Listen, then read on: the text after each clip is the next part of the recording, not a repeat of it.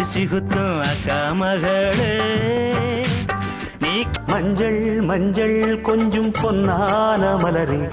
ஊஞ்சல் மூக்கு மொளகா மூக்குத்தி கடுகா கணிந்த காய்த்த மிளகா பொடியே மிளகா பொடியே சக்கரை நிலவே பெண் நிலவே காணும் போதே கரை இலக்க தோட்டத்துல